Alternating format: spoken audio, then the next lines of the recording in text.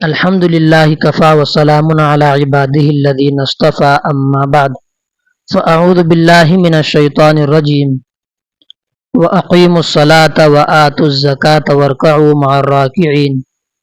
اللہ پاک فرماتے ہیں نماز قائم کرو اور زکوٰۃ ادا کرو اور رکوع کرنے والوں کے ساتھ رکوع کرو۔ اس آیت کی تفسیر میں علماء نے لکھا ہے کہ نماز قائم کرنے اور زکوٰۃ ادا کرنے کا اللہ پاک نے حکم دیا ہے۔ نماز بدنی عبادت ہے اور زکوٰۃ مالی عبادت ہے۔ قرآن مجید میں بکثرت دونوں کا ذکر ساتھ ساتھ آیا ہے، یعنی نماز قائم کرنے کا اور زکوٰۃ کے ادا کرنے کا۔ نماز میں اللہ تعالیٰ کی طرف رجوع ہوتا ہے، اللہ کا ذکر کرنے کی توفیق ہوتی ہے، نفس میں رجوع الی اللہ اور تواضع پیدا ہوتا ہے، اور نماز کی برکات اور ثمرات بہت ہیں جو علماء اسلام نے اپنی کتابوں میں بہت ہی زیادہ بیان کیے ہیں۔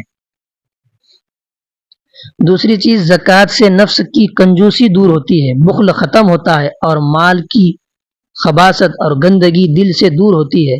اور ساتھ ہی یہ بھی فرمایا کہ رکوع کرنے والوں کے ساتھ رکوع کرو، یعنی نماز با جماعت پڑھو۔ جماعت کی نماز میں بہت سی حکمتیں اور فوائد ہیں۔ ایک بہت بڑا فائدہ یہ ہے کہ باجماعت نماز پڑھنے سے اس کا ثواب بڑھ جاتا ہے، اور ایک نماز کا ثواب 27 نمازوں کے برابر ملتا ہے۔ اس آیت میں رکوع کا خاص ذکر اس لیے کیا گیا ہے کہ یہودیوں کی نماز میں رکوع نہیں ہوتا تھا۔ نبی علیہ السلام نے ارشاد فرمایا، جس قوم نے زکوٰۃ دینا بند کر لیا اللہ تعالیٰ ان کو قحط میں مبتلا کر دیتا ہے۔ ایک اور روایت میں یہ لفظ ہے کہ اللہ تعالیٰ ان سے بارش کو روک لیتا ہے۔ رسول اللہ صلی اللہ علیہ وسلم نے فرمایا ایک حدیث میں، جب کوئی مال خشکی میں یعنی زمین پر یا دریا میں ضائع ہو جاتا ہے تو وہ زکوٰۃ کے نہ ادا کرنے کی وجہ سے ضائع ہوتا ہے۔ کچھ مسائل ہیں کہ جس طرح دوسری عبادات مثلا نماز، روزہ، حج وغیرہ میں نیت ضروری ہے، اسی طرح زکوٰۃ کی ادائیگی کے لیے بھی نیت ضروری ہے، ورنہ زکوٰۃ ادا نہیں ہوگی۔ اب نیت کے دو طریقے ہیں۔